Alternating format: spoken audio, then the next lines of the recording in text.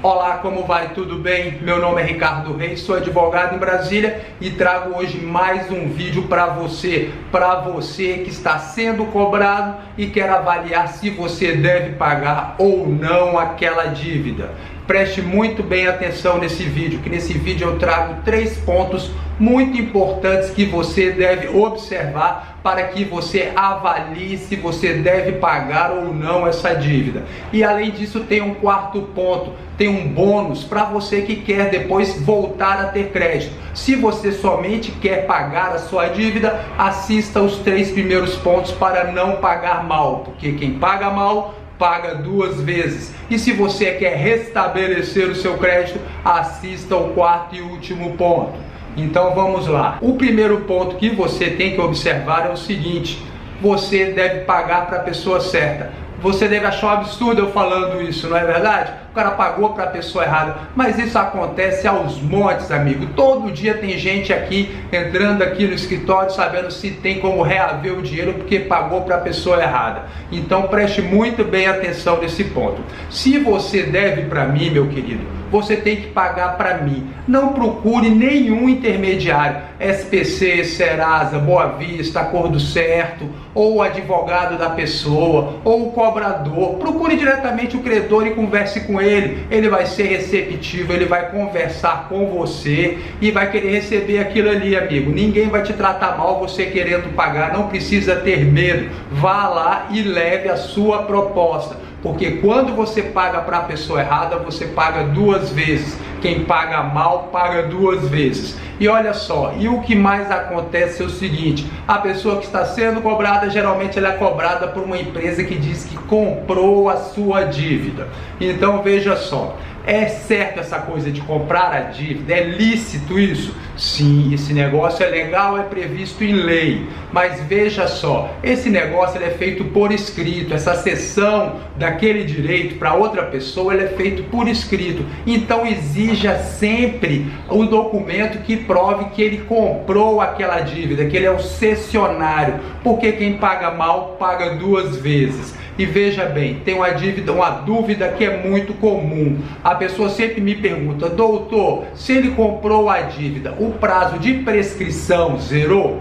Veja só, toda dívida prescreve, toda dívida caduca, não existe dívida que dure para sempre. E vai correndo o prazo, e eu vou contar esse prazo ainda para você nesse vídeo. Então correu o prazo e o outro comprou a dívida prescrita. A dívida restaura, a dívida volta a valer?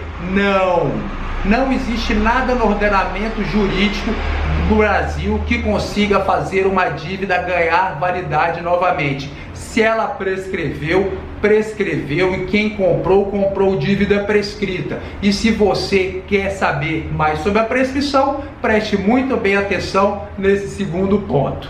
Como eu já disse para você, toda dívida prescreve, toda dívida caduca, não existe dívida que dure para sempre. E quanto tempo dura uma dívida? As dívidas, de modo geral, elas duram 5 anos, mas a regra é o seguinte: a regra geral é 10 anos. As dívidas prescrevem em 10 anos, salvo disposição em contrário. E tem muita disposição em contrário na lei. Por isso eu posso afirmar para você que a dívida de água, luz, telefone, internet, cartão de crédito, dívida bancária, a grande maioria das dívidas prescreve em 5 anos, tá? E como você conta essa prescrição? Vou explicar para você.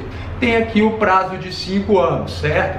Então tem aqui o dia inicial, a prescrição vai andando, chegou aqui, acabou, prescreveu. O prazo se conta direto. Por exemplo, você tinha uma dívida que venceu dia 1º de janeiro de 2010. Então, a partir do dia 2 de janeiro de 2010, você conta 5 anos. Chegou no dia 3 de janeiro de 2015, a dívida prescreveu, a dívida caducou e não existe nada no ordenamento jurídico que faça essa dívida ser restaurada, que ela ganhe validade novamente. Após a prescrição da dívida, o credor ele não pode colocar o seu nome mais no SPC, no Serasa, no Boa Vista, ele não pode mais cobrar na justiça aquela dívida, ele não pode mais protestar a dívida e ele não pode mais colocar a sua dívida na lista negra do Banco Central, que é o pior lugar que você pode ter uma dívida.